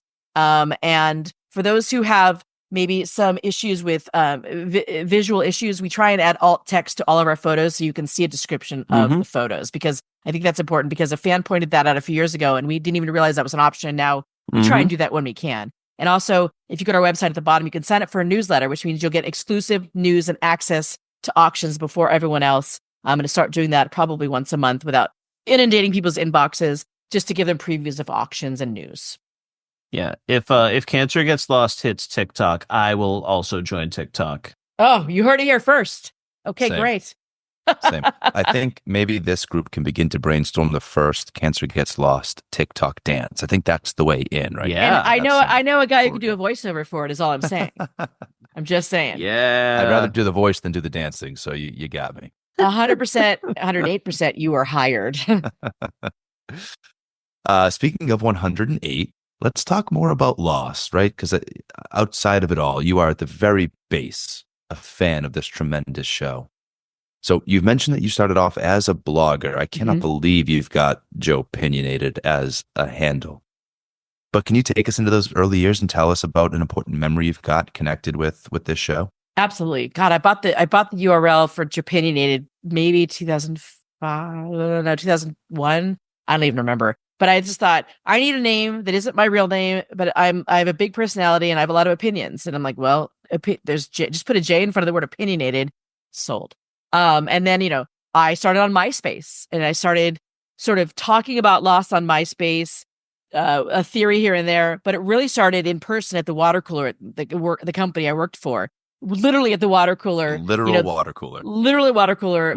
Back in the old days before social media. Yes. And my friend Jamie, after a while, she'd be like, can you send me your theories in an email? I want to send them to my friends. And then it just exploded in email and everyone was emailing me. And she's like, do a newsletter and then an email newsletter. And then she's like, get a blog like everyone else. And I'm like, fine. I thank Jamie every day because she got this whole thing started for me because I was sort of hesitant. Who wants to read what's going on in my brain, right? Well, what even is the internet? Exactly. Everyone was blogging. Like, how could I stand out? And then I decided if I do this, I'm going to have a strict spoiler-free policy. You cannot send me any spoilers. You cannot post any spoilers, and you will be blocked forever in the comments. And you have to be constructive. If someone has a theory that you hate, just say, oh, you might think that, but I think this. So that's what got the attention of ABC in the first place, is because I refused spoilers and I refused to let anyone be mean. And for some reason, it worked. And, you had the dark UFOs and you had the sites, and I loved them. Good guy. But for me, I never went there because I didn't want to be spoiled. And people chose to spoil themselves. And even they talk about that in the documentary, right? Like, you had a choice if you wanted to be spoiled back then. It's a whole different culture now and experience because of social media. And they also talk about how Twitter was invented when Lost was on, which is mind-blowing, right? And boy, that's a transformation that's unfortunate at this point. However, I digress. I had the blog, and then when Facebook started, that really got me more attention because the cast and crew and creatives and advertisers and PR people were all on Facebook. So someone would share a link to Get Lost with Joe Opinionated, which is my blog name. Still up there, by the way, if you want to read some theories from 2007. Time flies. And again, people ask me about theories from that blog, and I'm like, it's 2024. How far in the show are you? So really just got the ball rolling with people sharing it with their friends and their friends and their friends. And that's how it happened. And then when the show ended, I had a moment of panic of like, what am I going to do now? Right. The Lost show ended. Then the auction ended. And thank God I went to the auction because that inspired I had no idea this would be my life. And it is cliche to say I was not lost, but now I am found. Yes. Beautifully said. Hey, Joe, I did hit up that blog spot and I went back to the earliest post I could find. It was not your first ever blog, but it was the first post on the new blog site. Okay. So I've just got to ask, do you still have those Lost Season 1 trading cards that you wrote about in that blog? Oh my gosh. Maybe. I think I do. I think they're in a bin. Yes, I was hoping.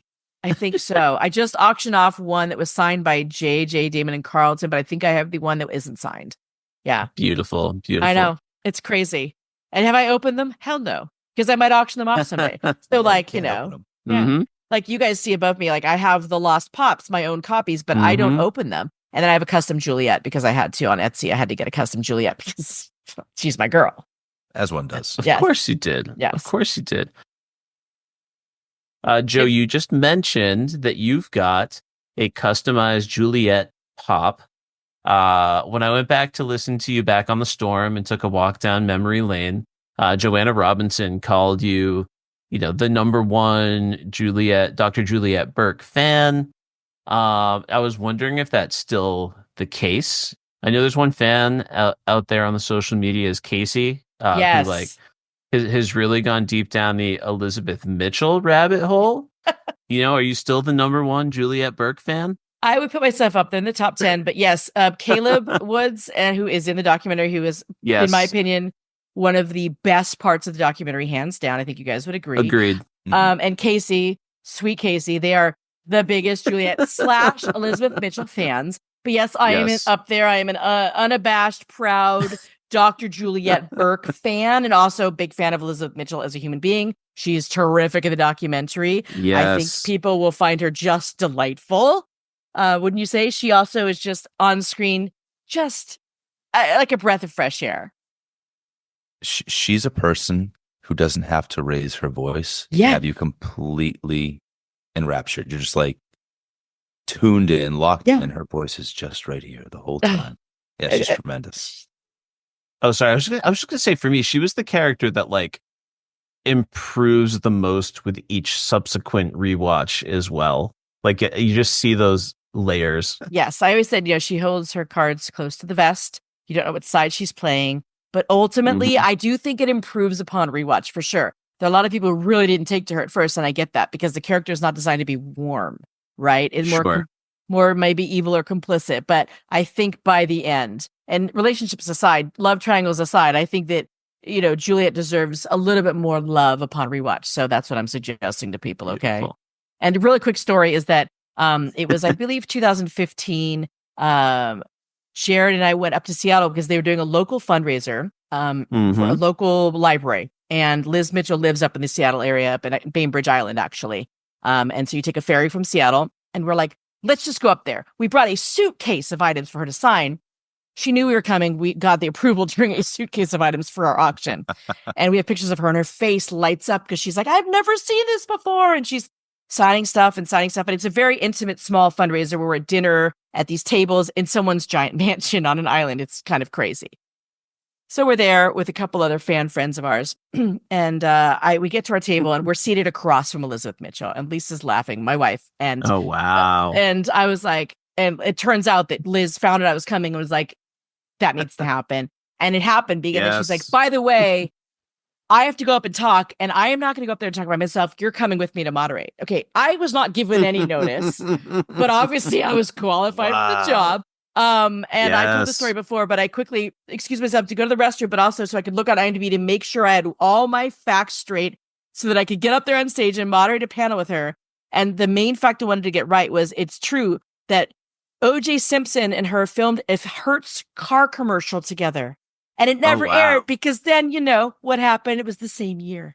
She was in a Hertz commercial with him. And I wanted to make sure I got my facts straight about what year that was and that kind of thing. But she introduces me by saying, this is Jo. She's a really big fan. Some might call her a stalker in the nicest possible way. Like she says something like that. It was hilarious. And I go, I'm not a stalker.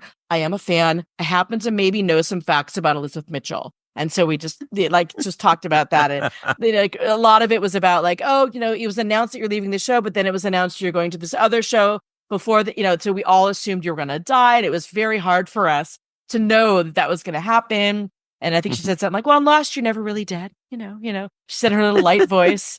And it, you know, it's true. I mean, to see her in the finale are we supposed to be spoiler alerting at this point? If I guess if we listen to this podcast, there's plenty of spoiler alerts 20 years later. Yes. We're spoiler heavy when it comes to Lost. Okay. I was like, if you're listening to this podcast, you probably know that Juliet met an untimely death. I'm just saying. Yeah, but she's that person. She's amazing. And I am not a stalker, but I do know a lot. Period. I love that. Yeah, I do think that like Juliet, the character, that makes everything else Elizabeth Mitchell does or did better. Yes. Recently, I had to watch the Santa Claus 2 recently because my daughter had not seen it. I do not think it is quite on par with the first Santa Claus movie, but seeing her as Mrs. Claus made the whole thing worth it every last minute of the film. Yeah, she is Mrs. Claus. Like she's that delightful. And it's not a cliche. I'm not being hyperbolic. That is who Elizabeth Mitchell is. She is as sweet as pie. She's so smart. I think her biggest hobby is reading books. She reads more books than anyone I know. So she's an awesome person. Yeah. Jo, you know my favorite thing about your story? What? She joked that you're a stalker, but like who's stalking who? Because she got herself seated next to you at this premiere to put you in place as the surprise moderator. I'm just saying. I know. It's a huge honor to be stalked by Elizabeth Mitchell. No, I think that I made her feel comfortable in the few times I'd met her before, which is nice. So I met her first, I think, after Lost at Press for V. Sorry. No, duh. How could I forget how I met her? Long story short, in 2010, after the Lost premiere, I get this call saying, hey, it's ABC. Do you want to, as a blogger, come up to Vancouver to do part of this press junket for V? And I'm like, yeah. I would love that. And then I get a call. Hi, it's Fox. We would like you to come to the set of Fringe at the same time. Nice. I'm like, what is happening, you guys? I'm just a little blogger and like an individual person. Okay. So long story short, I get up to Vancouver and I've never done a press junket before. And I've met some of my closest friends, including fellow podcaster Josh Wigler, who is infamous in Lost fandom and the Survivor fandom and others. A great podcaster. Met him at this press junket for Fringe and V. Turns out, like, I did Fringe, loved it, friends with Jessica Nicole, who played Astrid, met Lance Reddick, rest in peace. Talked to him off the record about Lost because he would not talk on the record about Lost because he did not have the best experience. Very mad about, obviously, being unceremoniously killed off. And I don't blame him. He's Lance Reddick. You don't put him in 2 episodes or 3 episodes, right? Like, he deserved more. Yeah. But I met Leonard Nimoy on the set of Fringe. Like Wow. I got a picture with freaking Spock. Okay. That's not the point of the story. The point of the story is get to V and they say, oh, I'm so sorry. I heard you were a fan of Elizabeth Mitchell, but she's not in today. She's not filming, but you get to interview the rest of the. So I had to pretend to be like, oh my God, that's totally fine. I'm like, oh. So it turns out they were punking me. Like everyone at ABC knew how much I liked Juliet and Liz Mitchell. So I'm in line at craft services with the reporters, right? The fellow journalists and bloggers getting lunch. And I get this tap on my shoulder and she goes, hi, I'm Elizabeth. And I'm literally have a soup in my hand in Vancouver in craft services. Hi, I'm Jo. And she goes, I know. I'll always remember your name because my grandmother's name is Joanna too. And that's how Elizabeth Mitchell introduced herself to me. And then it turns out everyone else gets 10 minutes with her. They put me in the room with Liz Mitchell for 30 minutes. I get 30 minutes to talk.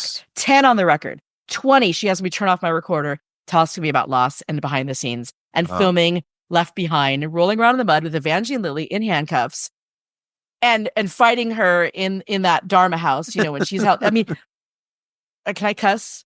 Yeah. Yes. Shit that blew my mind that I can never share. Then on the record, we talked about Lost in V, but it was like such a cool thing that they did. ABC back then really treated me well. I mean, they didn't have to do that, and they did. We didn't get to see any filming, but just I interviewed the rest of the cast, and they were all super cool. Yeah. Obviously, meeting Liz Mitchell on set, in her FBI office on V. Marina Baccarin was there. Her office, Liz Mitchell was in her office on V. It was just very surreal. And I'm sorry I'm going down the rabbit hole, but this is what we do, right? Yeah, this is what we do. Absolutely. And you said that they didn't have to treat you that well. That's so kind of them. But I think I like to believe that this is how our universe works. When a person puts out so much goodness and warmth and just authenticity, that it can come back to them. So it's not super surprising to me to hear that perhaps you found some favor along the way. I appreciate that. This is before CGL, but I think this helped lead into CGL because I had some established relationships already. Yeah, just in the way you conduct yourself, the way you are present for each person. I'm not surprised that you've received something back. Yeah, I appreciate that. It's that instant connection I described at the top of the pod. Right. You make people feel welcomed. So thank you. I appreciate that, you guys. This is awesome. Kris, do you have one more fan history question for us? Well, yeah, I mean, we're here 20 years later, and we happen to be chatting in a moment where this show has hit a recent streaming boom. At the end of October, it was number 2 in the streaming rankings. Insane for a show that is this old, that everybody thinks they know how it ended. But to the folks who are coming in relatively fresh, to the folks who maybe have remained spoiler-free somehow for 20 years, what advice do you have for these new fans as they come into the Lost fold? Well, I love hearing from new Lost viewers, so hit me up on socials if you're watching Lost for the first time, just to say hi. My advice would be simple. Enjoy the journey. Avoid looking up anything online about any characters or plot points or relationships. And for the love of Jacob, know that they were not dead the whole time. That's not a spoiler. Just know going in, none of the characters were dead the whole time, full stop.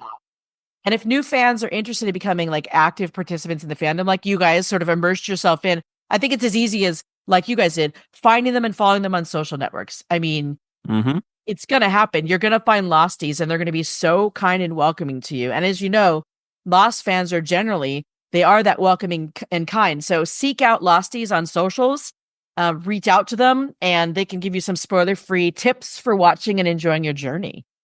It is still a lively fandom, that's for sure. It is lively. Yeah.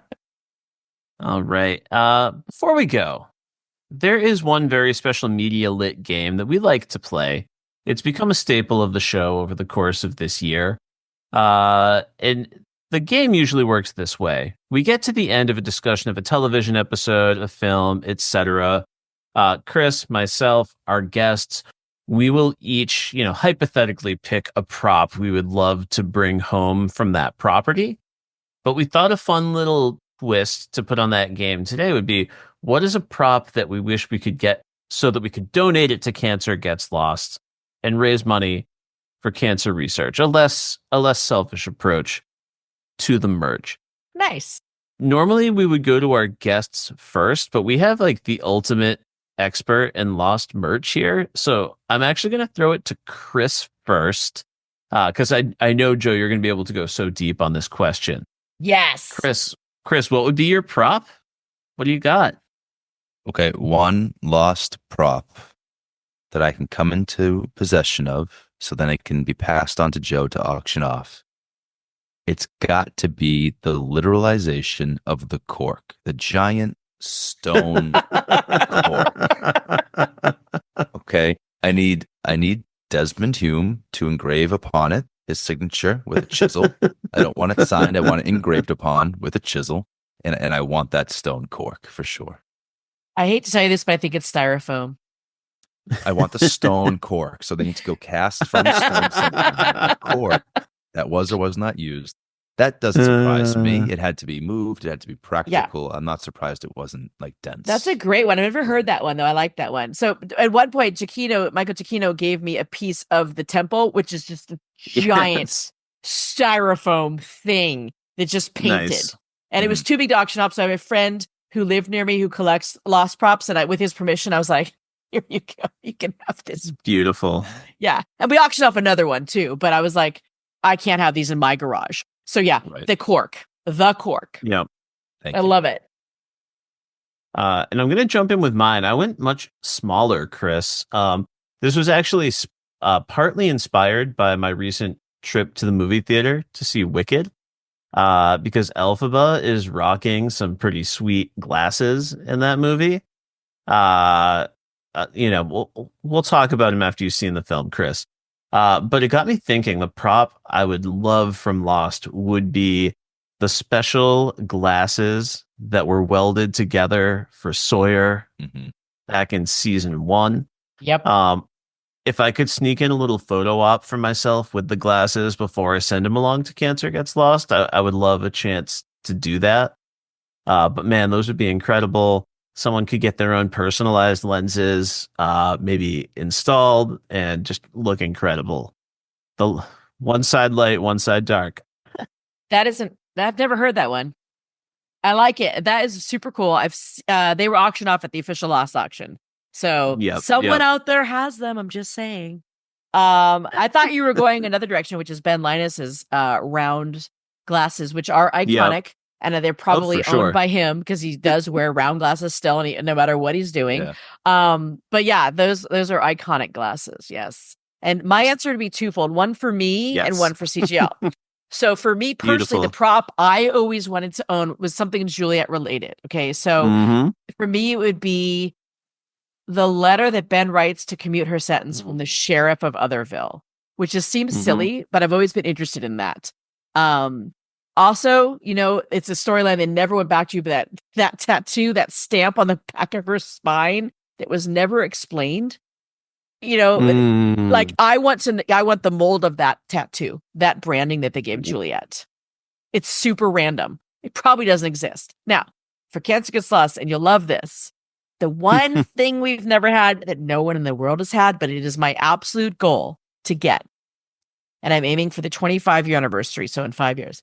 In 2014, at the Paley Festival reunion, Damon and Carlton joked that they would auction off on a piece of paper who was on the effing outrigger. A piece of paper sealed. Okay. And and everyone in the audience turned to me and I was like, obviously I know. I have a relationship with Damon and Carlton. I have never asked, but it is literally on my to-do list on my phone to inquire if that's possible for future charity auctions, saying literally a sealed piece of paper signed by either or both of you with the answer of who. Now, I personally do not give an S who was in the outrigger. I'm a person who did not require every answer. And it didn't even occur to me until the second watch. Oh, someone shot. Like I didn't, it wasn't one of my long saying things, but I get that that's one of the most popular fandom. Can you imagine how much money would be raised for that piece of paper? And then I had a guy say I'd buy it and burn it and not even tell anyone what the answer is. Whoa. Love that energy. that would hurt me, but I also understand, but also I don't, Yeah, I'm hearing Michael Caine's Alfred. Some men just want to watch the world burn. Thank you. That's chaos, pure chaos. Yes. So I think that would raise substantial money. So that is my bucket list item, one of a kind in the entire world for Cancer Gets Lost at some point. It's not a prop, but it's a plot point. Yeah, it's highly desirable. Yeah. Can you imagine? No. Who do you guys think was on the Outbreaker? Bailing. Achara. I mean, Achara made it to the island. Yeah. I mean, listen, our buddy James pitched a Lost sequel, Okay. and was a little bit forced to draft Bai Ling into their draft, but has now established as canon that Bai Ling learned to create those tattoos as an other on the island. So maybe that's where Juliet's tattoo came from. Listen, I love that theory, and now I'm going to use it. So thank you, James. I actually think that's hilarious. Should have been two. Or Claire. Claire worked at a tattoo and piercing shop. I'm just saying. Remember, there is a tie-in. Jack's half-sister worked at a tattoo shop.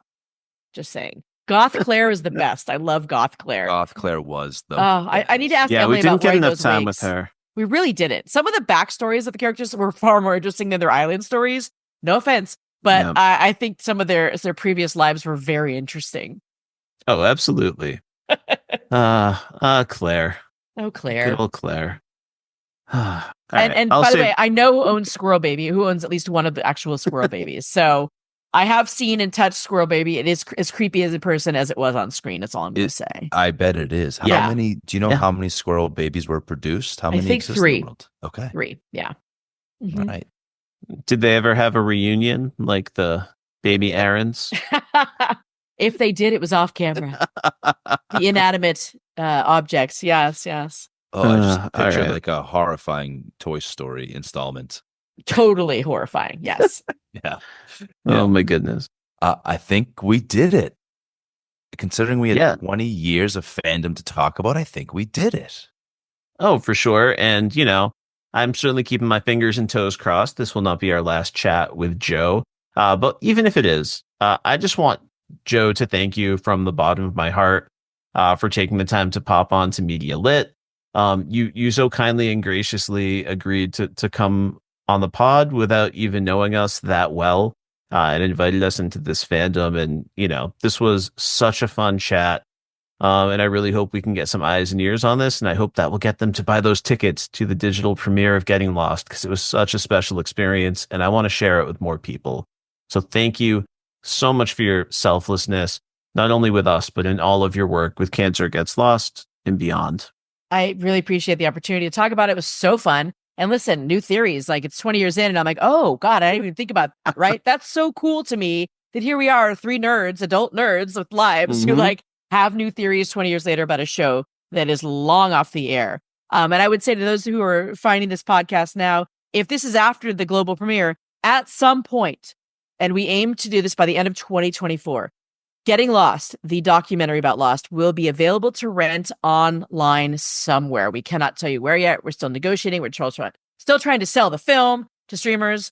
But, it's complicated, too, because this was a property that was owned by a certain network. And then there's footage issues, there's legalities, but also we want to own it and not have them cut it up. Like, we don't want someone to buy it and then take ownership of it, right? Sure. That's how it works with any film and any project. Unfortunately, yeah. Yes. So it will be available to rent. And for people asking if they can get a hard copy, so original backers of the fundraiser will get, if they purchased they will get their DVD, their Blu-ray, or even their VHS copy of them.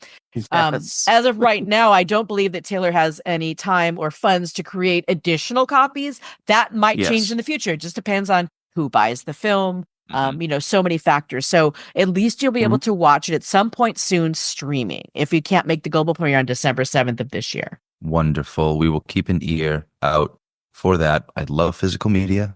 Would Me not too. mind having this one on the shelf, Jo, one last time, can you plug your socials and tell folks where they can find you? Yes. Well, first of all, you can find the documentary everywhere at gettinglostdoc.com. That has the links to everything, all the screenings, all the virtual screenings and physical theater screenings, which I believe have ended now, but all the details about how you can watch the film and support the film. And also, just like with Cancer Gets Lost, if you see something you like that's posted on any of the socials from Getting Lost and you want to share that on your socials, that would help get word out and more interest in it for people to rent it when it becomes available and or buy it. So that's for Getting Lost. And Cancer Gets Lost, you can literally find everywhere, luckily, by our name, at Cancer Gets Lost. We primarily use Instagram. We primarily also are using Blue Sky and Threads right now. We might go to TikTok. Mm-hmm. You can go to cancergetslost.org to find all relevant information about past auctions, current auctions. We have a list of every single auction we've had, exact amounts of how much was raised and how much we've donated to each charity. Contact information if you're interested in donating any items or getting in touch for any reason. I'm unfortunately online when I'm not asleep 24/7. So I'm very available. But, I run this full time. So this is what I do. And so much of it is through networking. And so Yep. I love interacting with fans, casts, crews, everybody, because it is fundraising for different cancer charities.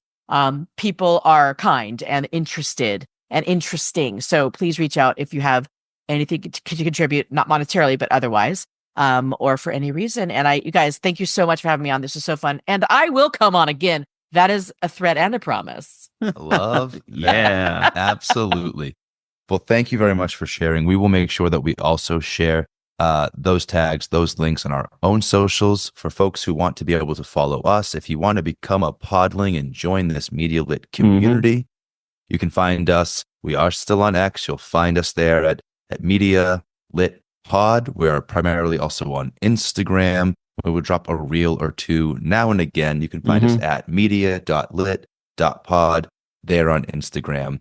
Give us the follows and hit us with some likes, hit us with some ratings. We're excited to get to know our podlings. Randy, hit me with that email address for Media Lit one last time, please. Yeah, we would love to get your emails at media.slash.lit@gmail.com and hit us up on Blue Sky. We've been hanging out there for the last year, and it's another great place to get in touch. It's been a very vibrant community for the last few weeks.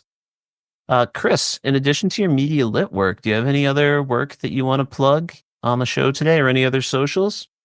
Yeah, I mean, Joe said it well. We're all adult nerds here.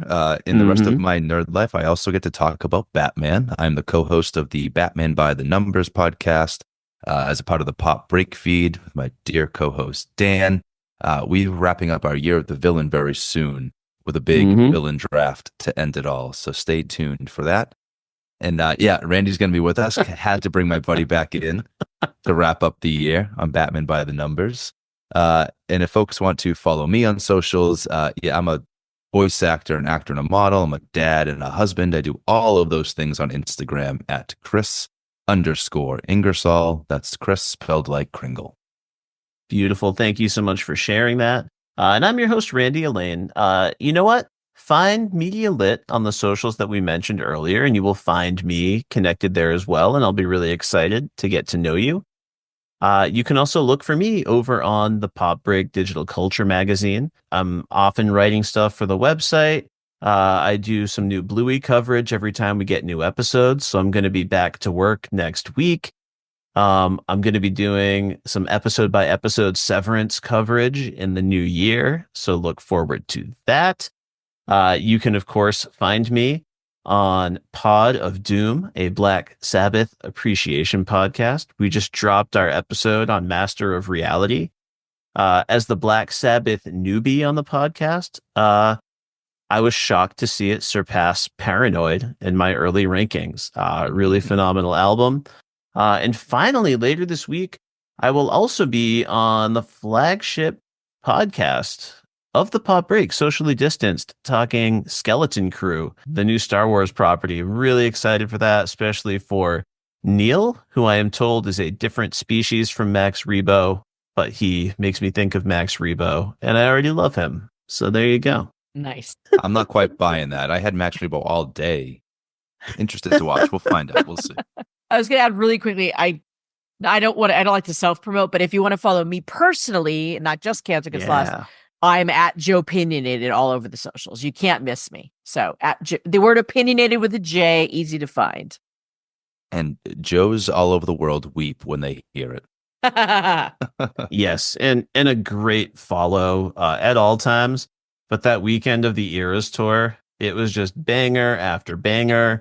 You spotted Annie Murphy over there? Annie Murphy from Schitt's Creek. Dying. Alexis was there, and Lucy Liu was there talking to Mama Swift, Taylor Swift's mom. It was just like, they're both Canadian, Lucy Liu and Annie Murphy, of course. So, there were other people there too I didn't see, but that's pretty incredible. Yeah.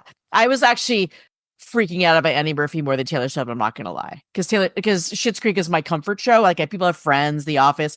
Schitt's Creek is my comfort show. Mm-hmm. So I don't know, and I don't really fangirl over actors, but I might have fangirled over her if I had the opportunity. Those comfort shows, they feel like people you hang out with, the characters on the show. I get that. Yeah. And I think you should know our socials by now. We have told you thrice. Nice. Thank you so much for being here, and we hope to see you again next time. We'll always go back. We have to go back.